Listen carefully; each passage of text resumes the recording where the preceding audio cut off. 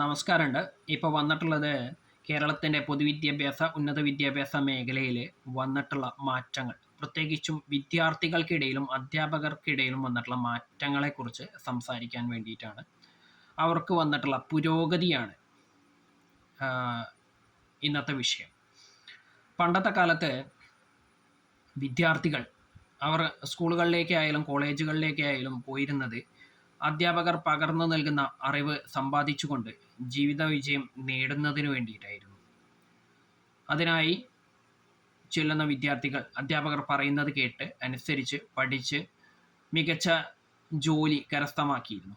അധ്യാപകരാണെങ്കിൽ വിദ്യാർത്ഥികളെ നേർവഴിക്ക് നടത്തുന്നതിനായി ചെറിയ ശിക്ഷാവിധികൾ നൽകിക്കൊണ്ട് അവരെ നേർവഴിക്ക് നടത്തിയിരുന്നു.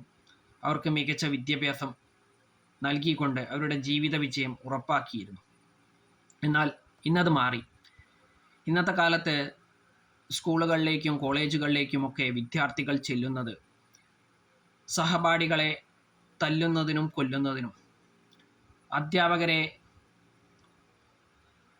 കൈകാര്യം ചെയ്യുന്നതിനും, അവരുടെ കൈകാലുകൾ തല്ലിയൊടിക്കുന്നതിനും, അവരുടെ കസേര കത്തിക്കുന്നതിനും, അവരുടെ ജീവൻ എടുക്കുന്നതിനും, അവർക്ക് കുഴിമാടം ഒരുക്കുന്നതിനും ഒക്കെ വേണ്ടിയിട്ടാണ്. അധ്യാപകരാണെങ്കിൽ വിദ്യാർത്ഥികളെ കൊണ്ട് കൈകാലുകൾ കഴുകിക്കുക, അതുപോലെ തന്നെ അവരുടെ കയ്യിൽ നിന്നും തല്ലുകൊള്ളുക, അവരുടെ കൊലക്കത്തിക്ക് ഇരയാവുക എന്നീ കാര്യങ്ങൾക്കും വേണ്ടിയിട്ടാണ് ഇന്നത്തെ കേരളത്തിൽ സ്കൂളുകളിലേക്കും കോളേജുകളിലേക്കുമൊക്കെ പോകുന്നത് എന്നാണ് ഉന്നത വിദ്യാഭ്യാസ മേഖലയിൽ കണ്ടുവന്നിട്ടുള്ള മാറ്റം നമ്മുടെ സ്വന്തം കേരളത്തിൽ എന്നാണ് എൻ്റെ ഒരു കാഴ്ചപ്പാട്. അത് എത്രത്തോളം ശരി എന്നുള്ളത് കാലം തന്നെ തെളിയിക്കട്ടെ. ഇപ്പോൾ തന്നെ കുറേയൊക്കെ തെളിഞ്ഞുകൊണ്ടിരിക്കുന്നു.